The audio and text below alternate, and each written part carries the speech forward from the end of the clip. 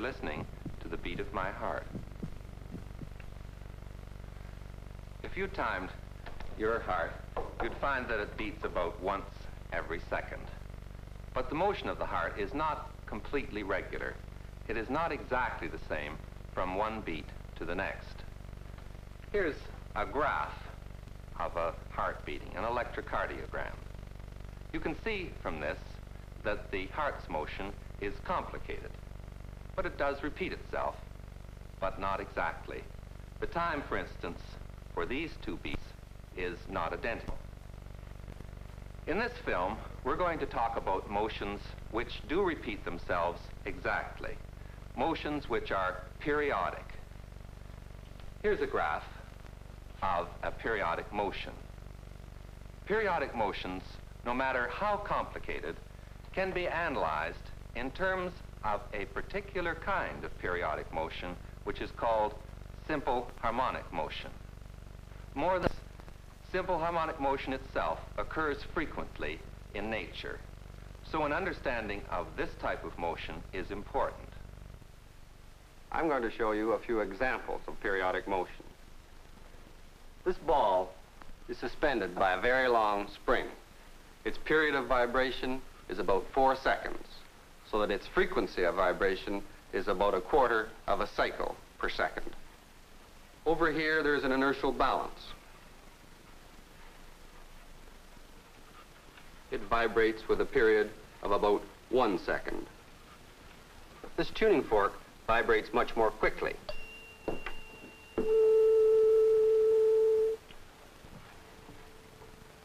I can't tell by eye here what the period is, but it says on the fork that it makes 440 vibrations per second, and therefore its period must be 1/440th of a second.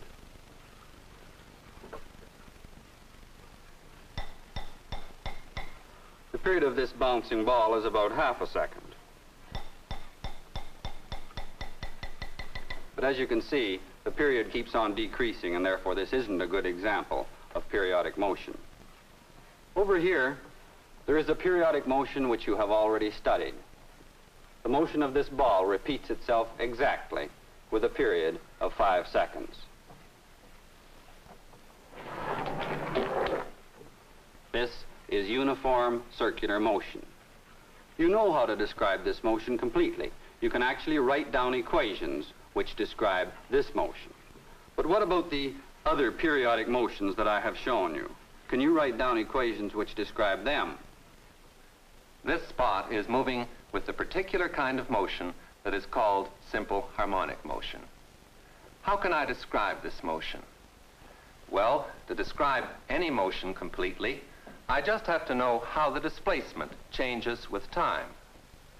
And this apparatus is arranged so that the pen attached to the moving spot will plot a displacement time graph. This glass plate is movable, and I'm going to set it moving in this direction with a constant velocity. The distance that it travels in this direction will be proportional to the time of travel.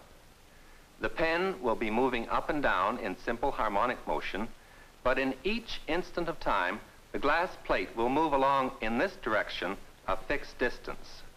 The trace that the pen makes will be a displacement time graph of simple harmonic motion. Now I'm going to set the plate moving.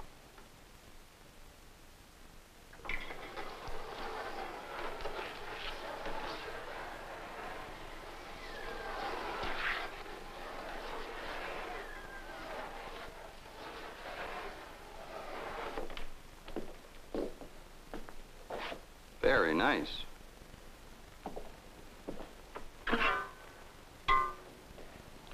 You're sure this is simple harmonic motion? Oh, I guarantee it.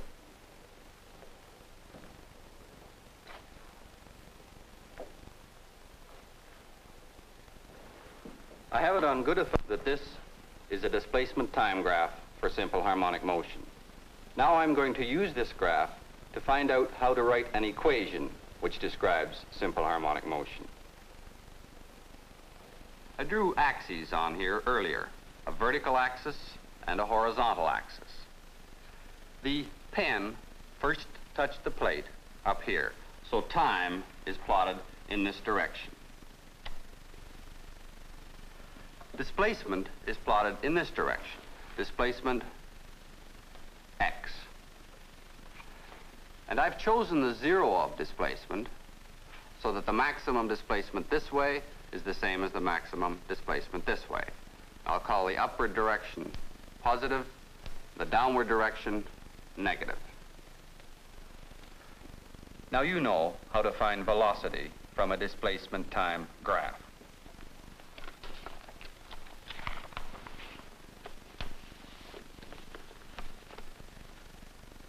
The slope of this graph at any point gives the velocity at that point.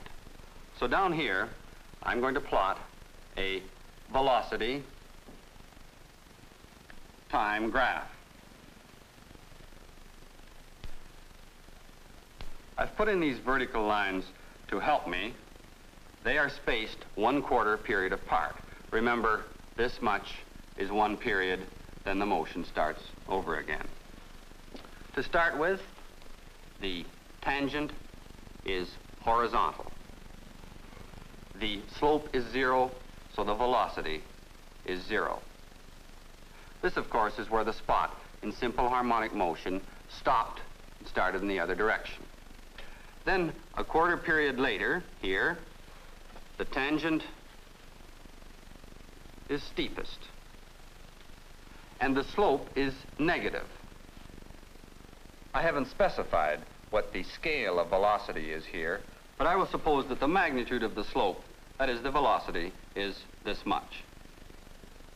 Then another 1/4 period, the slope, the velocity, is 0 again. Another 1/4 period, and the slope is now positive. I think you can see from the symmetry of this graph that the magnitude of the slope here is the same as the magnitude of the slope here. But here, the velocity is positive. Then another 1/4 period, the slope is 0 again, and I have come one full period. Then the motion repeats itself.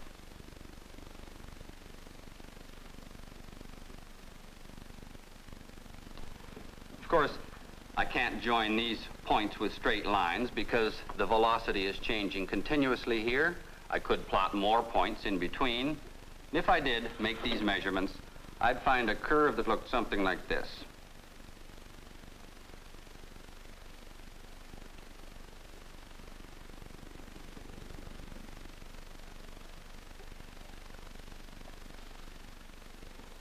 This is the velocity time graph for simple harmonic motion.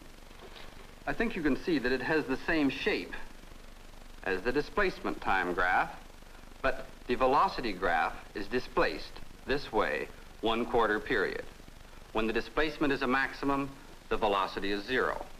When the displacement is 0, the velocity is a maximum downward or upward. The spot in simple harmonic motion is moving fastest at the center of the motion. Now, what can I find out from this graph? The slope of a velocity time graph at any point gives the acceleration at that point. So down here, I'm going to plot an acceleration time graph. I could do this, as I did before, by taking slopes here, but this time I don't have to. This graph is the same shape as this graph, so that when I take slopes from this graph, I'll just get another graph of the same shape, but displaced another 1/4 period. It will look something like this.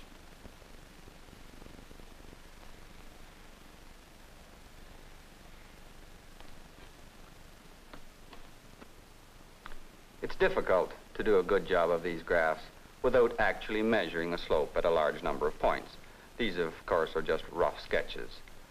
But I did do this carefully before. These are the graphs that I obtained. The scale that I've used to plot acceleration is arbitrary. It's arbitrary for each of these graphs. But I have chosen the acceleration scale so that the size of the acceleration graph is exactly the same as the size of the displacement graph. And now I can show you what I mean when I say that these graphs have the same shape but are shifted. They do have the same shape.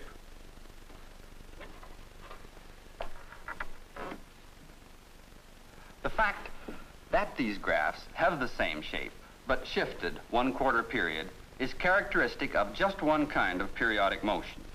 Any periodic motion that behaves in this way is simple harmonic motion. Each of these graphs describes simple harmonic motion, but I want a mathematical relation to describe simple harmonic motion. How can I find this? I want you to compare the acceleration graph and the displacement graph. When the displacement is a maximum, the acceleration is a maximum too, but in the opposite direction. As the displacement decreases, the acceleration in magnitude decreases. They both become zero together. The magnitude of the acceleration is always proportional to displacement, but the acceleration is always in the opposite direction to displacement. How can I express this mathematically?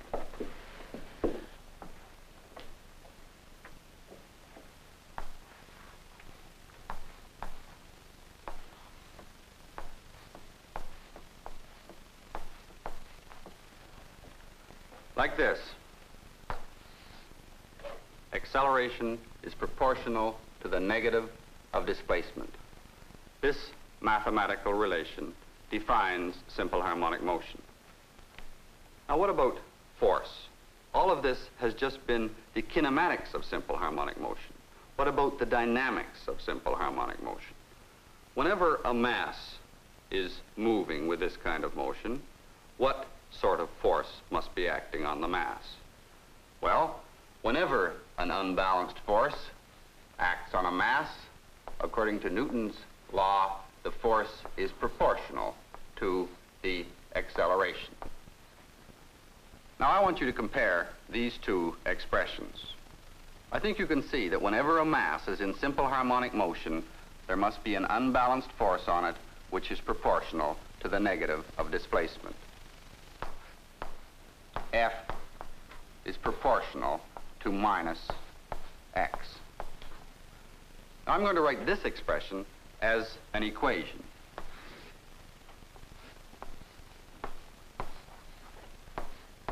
I can do this by introducing a proportionality constant, k. This is called the force constant for the particular simple harmonic motion.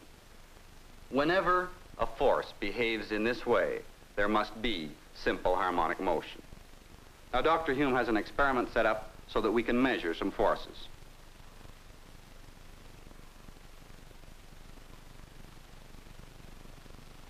This is periodic motion. Is it simple harmonic motion? This is the equilibrium position of this puck. If it's displaced away from me, the springs exert a force on it towards me. If the puck is displaced towards me, the springs exert a force on it away from me. The springs exert a restoring force on the puck, and a restoring force is necessary for simple harmonic motion. But as I showed you, for simple harmonic motion, the restoring force must be proportional to the displacement.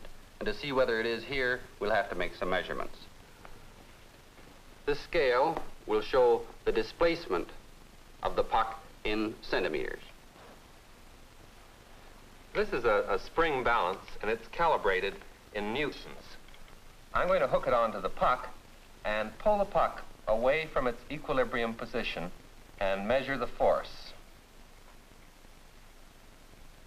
It's now at the 10 centimeter mark, and the force is 1.1 newton. 1.1.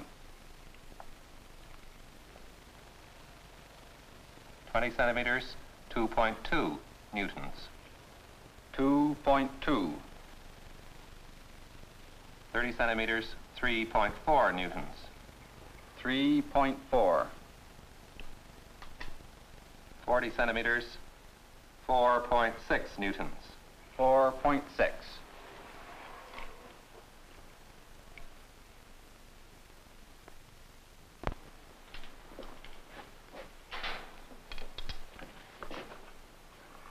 You can see that here the restoring force is proportional to the displacement. This means that this motion must be simple harmonic motion. If we plotted a displacement time graph for this motion, it would look exactly like the displacement time graph that we plotted before. Now, what about the period of this motion? What would you expect the period to depend on? Dr. Hume has been putting a lead ring on the puck. Would you expect the period of this motion to be larger or smaller than before? I think you can guess that with a larger mass, more inertia, the motion is more sluggish. The period is larger than it was before. It's still simple harmonic motion, but of a different period. Suppose that I used a stiffer spring here. What would that do to the period? Well, when the puck is displaced, the restoring force on it would be larger, the motion would be quicker, the period would be less. But just how does the period depend on these quantities? We'll have another look at the equations.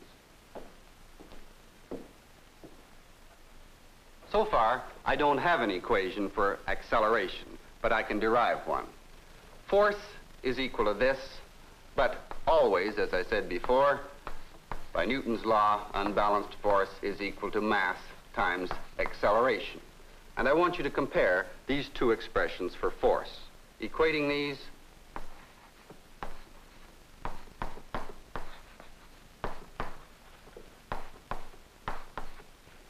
acceleration is equal to minus k over m times displacement. This equation, just like this expression, defines simple harmonic motion. But in neither one of these expressions can you see the period, the thing that's easiest to measure. It turns out that it is possible, by mathematical means, to derive an expression for the period from this equation. But the mathematics is mathematics you probably haven't studied yet, so we're going to have to get at the period another way. We are going to do it by using what you already know about another kind of motion, uniform circular motion.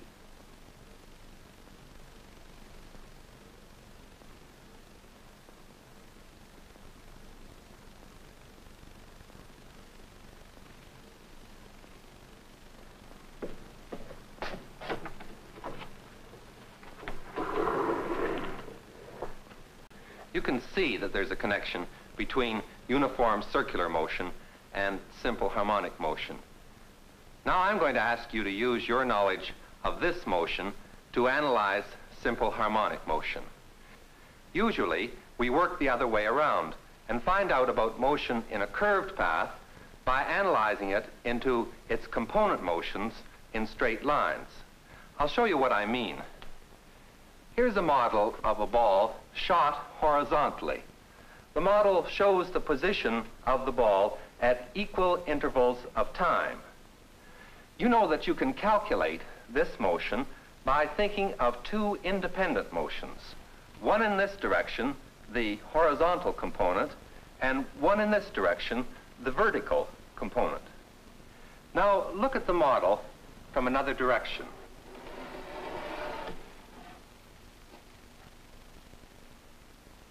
It looks like a ball falling straight down with constant acceleration, the acceleration due to gravity. You are seeing the vertical component of the motion. Now I'll turn the model so that you can look down from above. It looks like a ball moving with constant velocity. You are seeing the horizontal component of the motion.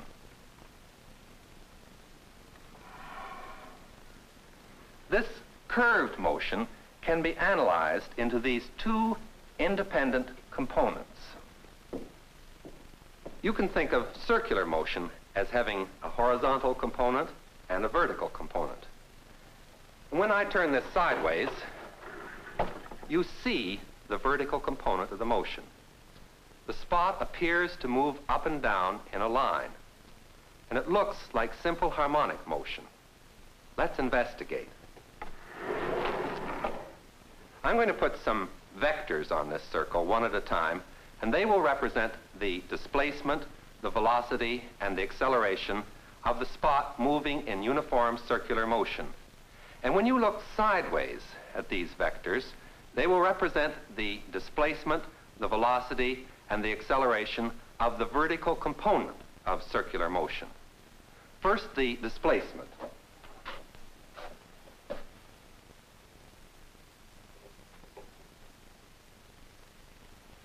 The magnitude of the displacement vector is equal to r, the radius of the circle, and it points from the center out to the moving spot. Now watch the vertical component of the displacement vector. Now it's 0. Now it's positive. Now it's 0. Now it's negative. You are seeing the displacement vector that Dr. Ivey has called x. It points from the 0 position out to the moving spot. Now the velocity. This stick will represent the velocity vector. Remember that the velocity is always tangent to the circle and that it remains constant in magnitude as the spot moves around. Now watch the vertical component of the velocity vector.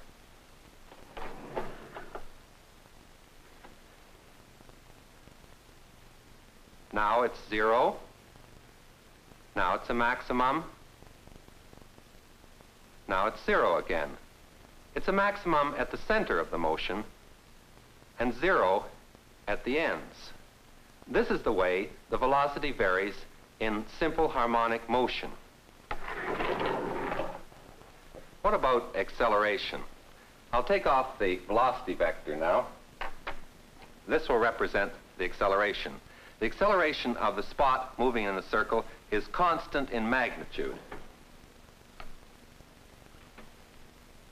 And it points towards the center of the circle. Now watch the vertical component of the acceleration. Now it's 0. Now it's a maximum. Now it's 0. Now it's a maximum. When the displacement is 0, the acceleration is 0. When the displacement is a maximum, the acceleration is a maximum. When the displacement is downward, the acceleration is upward. And when the displacement is upward, the acceleration is downward. Now, to help you to see that the acceleration is proportional to the displacement, I'm going to repeat this. I can make this acceleration vector to any scale that I want. So I'm going to use one which is exactly equal in length to the displacement vector.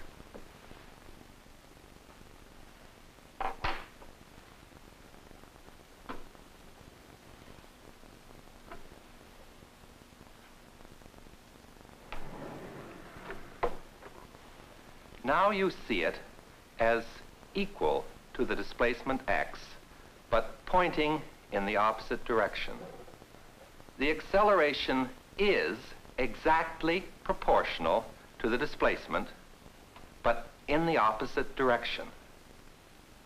This vertical component of uniform circular motion fits exactly the definition of simple harmonic motion. A is proportional to minus x. In fact, we use circular motion to produce the simple harmonic motion that you saw before. The pen moves up and down in such a way that it always has the vertical component of the motion of the spot which moves uniformly in the circle. The reason for looking at circular motion was to find an expression for the period of simple harmonic motion. The period of this simple harmonic motion is the same as the period of this circular motion. The length of this acceleration vector is equal to r, the radius of the circle. I chose the scale to make it this way. But you know that in fact this acceleration is equal to 4 pi squared over t squared times r. This is the scale factor, and t is the period. And the whole thing is the centripetal acceleration. Now, with this same scaling, you saw the vertical component of acceleration as equal in length to the displacement x. Now, the same scale factor must apply.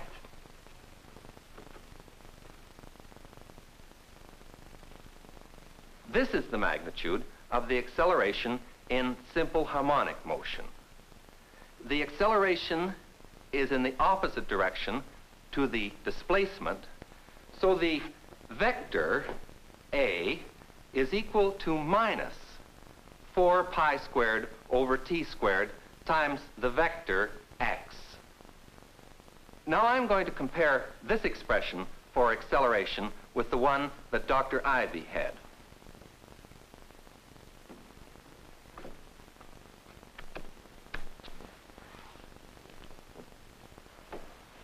These are both expressions relating acceleration and displacement in simple harmonic motion, so they must be equivalent. My expression is based on kinematics. I derived it using your knowledge of circular motion. So mass and force are not involved. Dr. Ivey introduced Newton's law, dynamics. So in his expression, mass and force constant appear. Now I'm going to compare these two expressions, and you can see that k over m must be equal to 4 pi squared over t squared. This means that t squared is equal to 4 pi squared m over k. Now I have to take the square root. T is equal to 2 pi into the root of m over k. Finally, we have it, an expression for the period t. The period of a mass m moving in simple harmonic motion under the influence of a restoring force whose force constant is k. Now you know how the period depends on mass and force constant. As I suggested before, by intuition, for a larger mass, the period is larger, the motion is more sluggish. For a stiffer spring, the period is less, the motion is quicker. I've been doing some calculations for this particular simple harmonic motion of this puck. First of all, from the data that we had before, I calculated the force constant K. A force of 4.6 newtons gave a deflection of 40 centimeters, or 0.4 meters, so that the spring constant, or force constant, is 11.5 newtons per meter. Then I used that in here for force constant. I weighed the puck. Its mass was 3.67 kilograms. Then I did the arithmetic, and the period came out to be 3.54 seconds. Now I'm going to measure the period and see if this is what I get.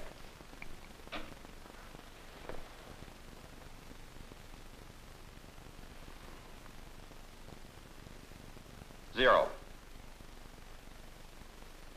1. 2. 3. 4. 5, 18 seconds. So the period is 3.6 seconds, which, as closely as experimental error will allow, is equal to 3.54 seconds. So we get the same value calculated as experimentally as we must do. We have done the theory of simple harmonic motion.